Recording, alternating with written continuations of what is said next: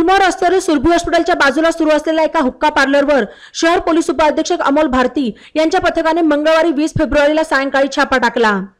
हुक्का पार्लरच्या साहित्यासह 6,600 रुपयांचा मुद्देमाल जप्त करण्यात आला।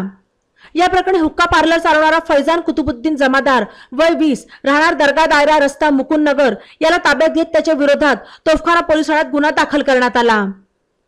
या संदर्भात पोलीस अंमलदार सुयोग सुपेकर यांनी फिर्याद दिली। गुलमोहर रस्त्यावर सुरभी हॉस्पिटलच्या बाजूला पत्र्याच्या शेडमध्ये हुक्का पार्लर सुरू असल्याची माहिती उपअधीक्षक भारती यांना मिळाली होती। त्यांनी पोलीस अंमलदार दत्तात्रय शिंदे, राजू जाधव, हेमंत खंडागळे, सागर द्वारके यांच्या पथकाला कारवाई करण्याच्या सूचना दिल्या। पथकाने पंचांसमक्ष सदर हुक्का पार्लरवर छापा टाकला असता हुक्का पार्लरचे साहित्य सापडले। पोलिसांनी ते जप्त केले आहे।